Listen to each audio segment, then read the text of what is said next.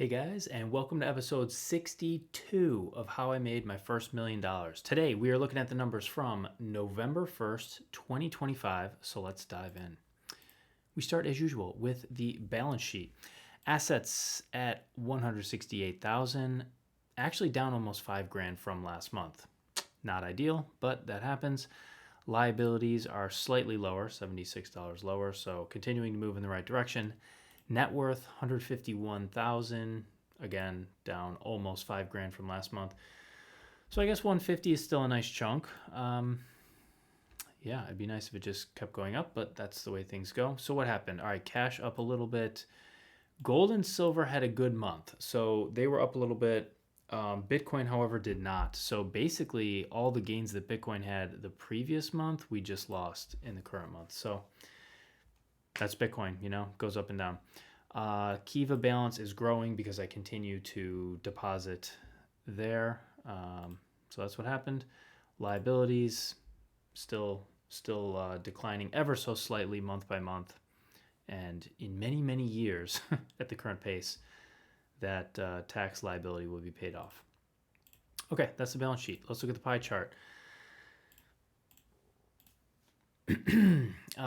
So November 1st, Bitcoin, about 130 grand, still the bulk of the portfolio, 77%. Gold and silver combined, 29,000 and change, 17%. So yeah, I often forget about the Kiva and cash portions of my portfolio. I just think about it as gold, silver, and Bitcoin. So yeah, based on these percentages, Bitcoin is like 80% of what I actually count. 80, slightly over 80%, 81, 82 maybe. Anyways, all right, let's look at the chart here. So we have another data point. It's down a little, but this long-term trend since having a job is continuing. So that's pretty good. No complaints there. Income statement. Revenues are about the same, off by 2 cents. Expenses, spent an extra $650. What happened there? And net income is negative. I think that's because I bought investments. Yeah, so we'll get there in a second. What is different? Spent significantly less on food. Okay. Way more on transportation. We did have some car issues. More on travel and adventure. Okay, so that's the Airbnb that we stayed at in Lake Placid. Obviously, you can tell by my background that I am back in Florida now. Spent less on loans, net. Still loaned just as much in total. Same on charity. Bought $2,000 worth of investments. And also got some reimbursements that I spent for work-related travel and so forth from I think 3 or 4 months ago, and it finally got reimbursed now. So anyways, some big differences there, but overall not a large net change. Okay, cash flows. Positive operating cash flow and a growing positive operating cash flow. That's great. That means living within my means.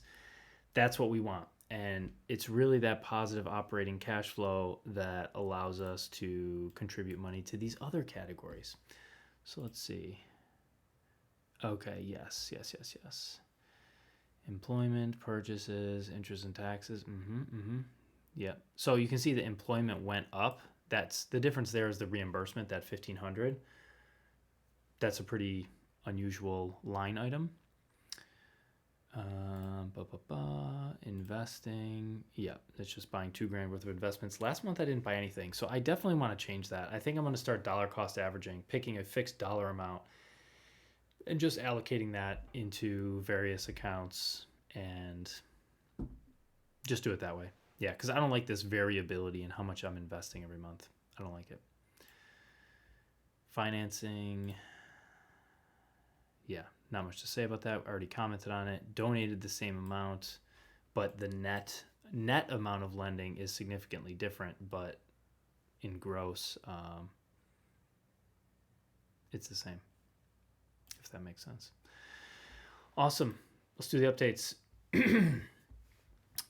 I did mention I'm back in Florida after being gone for 4 months, so that's a long time. But it's really good to be back. Looking forward to establishing a new routine. So only been back like 2 days, really. So I also lent $1,000 on Kiva in October, and the plan is to lend $1,000 per month for the remainder of the year. In October, I had a birthday, turned 37. That was wonderful. I got to go hiking on my birthday, and I planned it out in such a way that I would finish the 46 high peaks on my birthday. So just a great day all the way around. So that's this here. What else? I went to the New Orleans Investment Conference November 2nd through 5th. So I did get back to Florida right before that and then left the next day. So yeah, that was a couple days ago.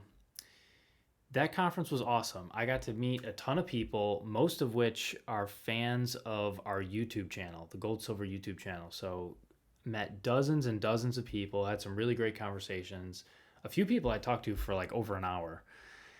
And it was really, really awesome to talk to them and just see how they're thinking and what they are concerned about in the world and what they like about the channel, what they don't like about the channel. It was just awesome. Just really, really awesome to meet those people. And that's the first time I've like talked to our viewers in person.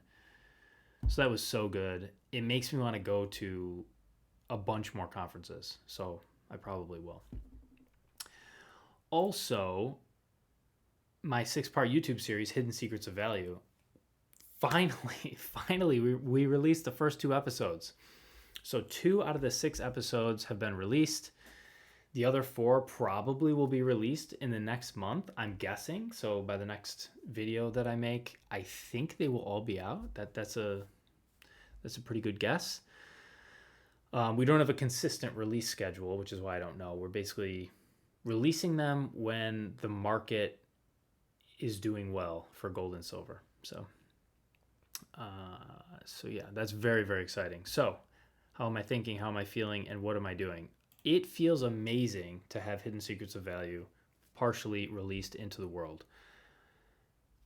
It just feels so good. This was a long time coming, a lot of effort, a lot of waiting, a lot of, building up to the launch. So to finally have it out there is awesome.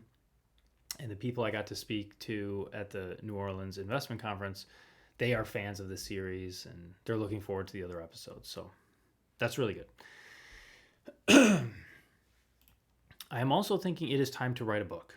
It's time to write a book because I want to take the same ideas that are in HSOV and expand upon them in a different format. And when I made HSOV, there really was about twice as much content. I could have had 12 episodes and I cut it down to 6. And even the 6 that I ended up with, I trimmed a lot of the content to make each episode shorter because I didn't want to overwhelm people. So I have so much more content and I want to get that shared with the world as well. Not just these 6 episodes, but all that other stuff that I cut. So it's easily enough content to make a book, and I've wanted to write a book for years. I've started writing 6, 7, 8 different books with some overlap, and man, I just got to get one out. So that's going to be my next project. It's also time for me to give back via mentorship. So talking to these people at the conference, they asked so many questions that weren't just like, how do I build a portfolio, but life advice. Like, oh, what advice do you have for people in their 20s or people who just turned 30 or, that kind of stuff. People who just got into gold and silver this year, people who want to understand Bitcoin, but they don't trust it. I mean, there's just so many questions that are right up my alley that I absolutely can help with. And so just being at that conference made me realize that there's a huge demand for that. So I want to give back via mentorship. I'm not sure what that's going to look like, but I may ask people to apply in some capacity, and then I'll probably handpick like 5 people to mentor next year, 2026. So actually, yeah, let's do this. If you made it this far, if you're watching, you're probably a fan. If you are interested in a mentorship, like a year-long mentorship, DM me on Twitter. Just DM me on Twitter. Tell me what you're interested in and why. And I'll pick probably 5 people for next year. And yeah, that'll be great. I'm really looking forward to it. Hopefully you guys are too. So that's what I've got. Thank you guys for watching, and I'll see you next month.